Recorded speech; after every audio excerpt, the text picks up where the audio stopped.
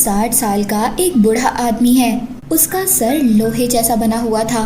वो बिना दर्द के अपने सर पर ईंट मारकर उसे तोड़ सकता था। उनका एक भाई भी था जिसने अपनी बॉडी को लोहे के डंडों से मार मार कर इतना ज्यादा मजबूत कर लिया था कि अब उसकी बॉडी को कुछ भी नहीं होता था। जबकि उनकी बहन अपनी चीख से सबको डरा सकती थी। उसकी हंसी सुनकर लोगों के कान के पर्दे फट जाते थे। वो रोजाना 5 क्लास तोड़ती और इस तरह अपने गले की ट्रेनिंग किया करती थी। बचपन ही से आयरन हेड और उनके बहन भाइयों को ऐसे ही खतरनाक कुंग फू की ट्रेनिंग दी गई थी। बचपन में तो सब लोग उनके हुनर को बहुत पसंद करते थे, मगर अब वो बूढ़े हो चुके थे और लोगों ने उनमें दिलचस्पी लेना छोड़ दी थी। उनका ये हुनर अब उनके लिए किसी काम का नहीं था। उन तीनों के पास कोई भी नौकरी नहीं थी और ना ही पैसे थे। इस तरह आयरन हेड पर बहुत ज्यादा कर्ज चढ़ चुका था। वो अपने कर्ज की वजह से बहुत ज्यादा परेशान था। एक दिन लोन लेने वाले उसके घर पर आते हैं और घर का सारा कीमती सामान उठाकर ले जाते हैं। पर उनमें से तभी एक आदमी आयरन हेड का सर्टिफिकेट उठाता है। कहता है क्या फायदा इन फजूल कामों का, और उनका मजाक उड़ाता है। आयरन हेड अपनी जिंदगी से बहुत ज्यादा परेशान हो चुका था और अब वो अपनी जिंदगी को बदलना चाहता था। वो इस 60 साल की उम्र में नौकरी ढूंढने के लिए चला जाता है। वो जाते हुए कुछ लोगों को देखता है जो रोड पर खड़े एक दूसरे को पैसे दे रहे थे। वो पैसे देखकर सोचता है इतने ज्यादा पैसे, ये एक गैंगस्टर का ग्रुप था। आयरन हेड अब इन लोगों के पीछे जाने का फैसला करता है। वो उन लोगों का पीछा करते हुए वहाँ तक पहुँच जाता है जहाँ पर ये सभी लोग रहा करते थे और मिलकर अपना काम करते थे। पर एक आदमी ने आयरन हेड को बाहर निकाल दिया था।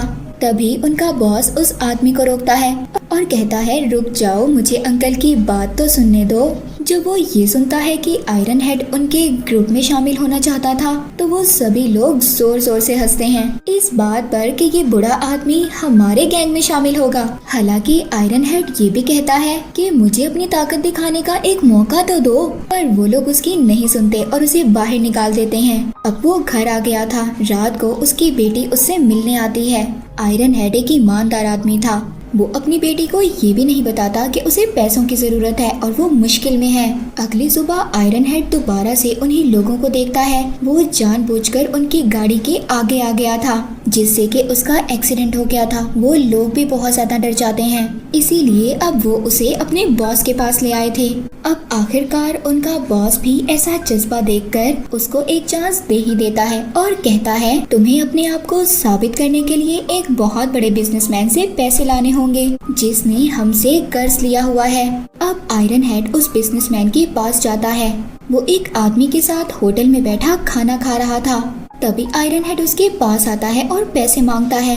वो उसे पैसे देने से इनकार कर देता है। तभी आयरन हेड ने उसके खाने में थूक दिया था जिसकी वजह से बिजनेसमैन गुस्से में एक कांच की बोतल उसके सर पर दे मारता है। पर वो तो आयरन हेड था, उसे क्या हो सकता था। वो खुद ही 10-12 बोतलें अपने सर पर दे मारता है।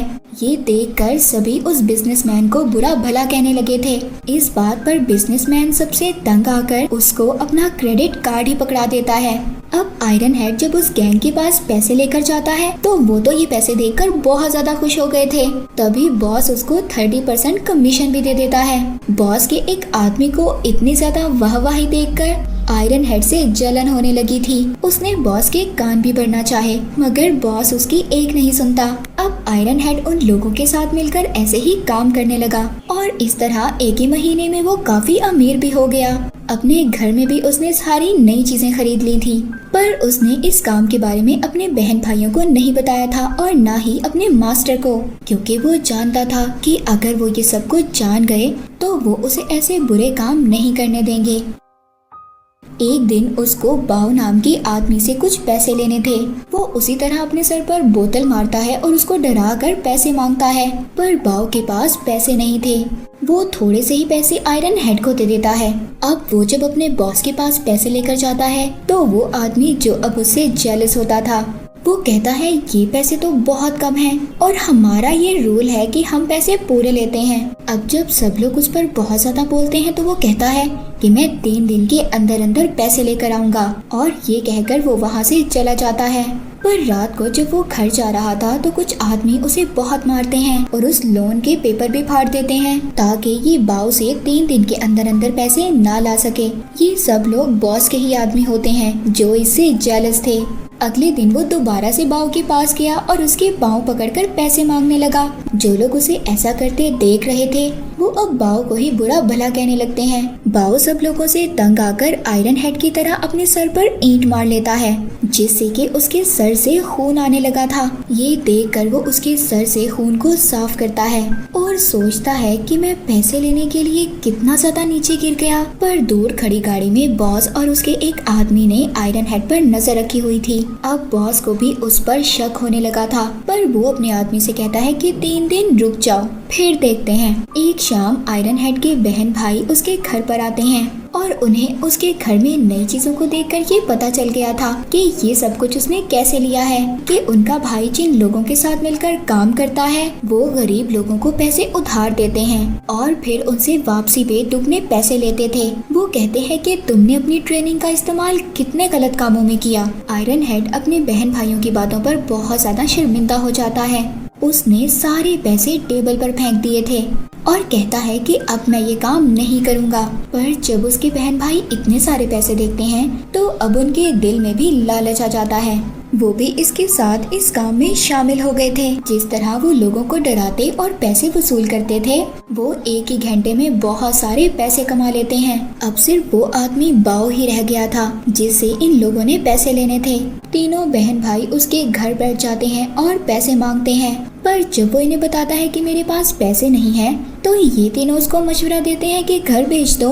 पहले तो बाव उनकी बातें नहीं मानता, पर जब आयरन हेड की बहन 2 दिन तक बगैर रुके बोलती रहती है अपनी तेज आवाज में कि पैसे दो, तो वो तंग आकर अपना घर बेचकर उन्हें पैसे दे देता है, जिससे कि बॉस उनसे बहुत ज्यादा खुश हो जाता है और अपने पुराने लोगों को डांटता है जो उस पर शक कर रहे थे। बल्कि बॉस ने अब अपने काम में आयरन हेड के बहन भाइयों को भी रख लिया था। वो अपने अपने हुनर का इस्तेमाल कर बहुत सारे पैसे कमा रहे थे और अय्याशी की जिंदगी जीने लगे थे। आयरन हेड की बर्थडे पर उसके हेड बॉस मिलने आते हैं और उसे बताते हैं कि हम अब कॉलेज के स्टूडेंट्स को भी लोन देंगे और वापस ना मिलने पर हम उन्हें भी तंग करेंगे। आयरन हेड बॉस की इस बात पर एग्री तो नहीं था, पर बॉस के डर से कुछ कह भी नहीं सकता था। कुछ दिन के बाद वो एक लड़की को परेशान कर वसूली के चक्कर में थे। वो लड़की बहुत ज्यादा मजबूर थी, उसके पास देने को पैसे नहीं थे और ये बात आयरन हेड को बिल्कुल भी अच्छी नहीं लग रही थी, क्योंकि वो लड़की को बॉस के साथ रहने का कह रहे थे। वो अब इन सब चीजों में पड़ना नहीं चाहता था, इसीलिए वो अपनी फैमिली को बोट पर लेकर घूमने के लिए चला जाता है, जहाँ पर सफर में उसको बाव की फैमिली भी मिलती है। बाव की बेटी आयरन हेड के पोते से कहती है कि हमारी इस हालत के जिम्मेदार तुम लोग हो। बच्चे को ये बात सुनकर बहुत ज्यादा गुस्सा आ गया था और वो गुस्से में जैसे ही बॉटल उस लड़की को मारता है तो आयरन हेड दरमियान में आ गया था। आज पहली बार उसके सर पर कुछ लगने से उसको दर्द महसूस हुआ था और खून भी आया था। वो ये समझ रहा था कि ये सब कुछ उसके बुरे कामों का नतीजा है। वो बाव की माँ को घर लेने के लिए पैसे भी देता है और अपना ये काम छोड़ने का फैसला अपने बॉस को बता देता है। हैरानी ये थी कि बॉस ने इतने आराम से उसकी बात मान ली थी, पर अंदर की कहानी कुछ यूँ थी कि उस गैंगस्टर ने आयरन हेड के पोते को किडनैप कर लिया था। इन सब से वो शदीद गुस्से में आ जाता है। वो सभी कुछ गन्स लेकर बॉस के घर पर पहुंच गए थे। हाथों में गन्स देखकर बॉस और उसके आदमी डर गए थे, पर तभी गलती से आयरन हेड की बहन वहां पर एक गन चला देती है, जिससे कि उन्हें पता चल गया था कि ये तो नकली है।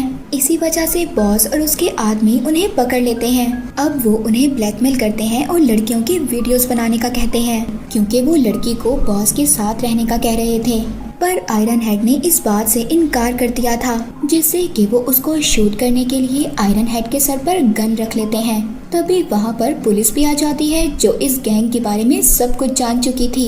उन्होंने गैंग के लोगों को पकड़ लिया था और फिर इसके बाद वहाँ से सभी लड़कियों को आजाद करवा दिया था। जिसके बाद मूवी के एंड पर आयरन हेड और उसके बहन भाई सब लोग गलत काम छोड़ने की कसम खाते हैं और उनके इसी अच्छे रूप के साथ ये मूवी यहीं पर खत्म हो जाती है।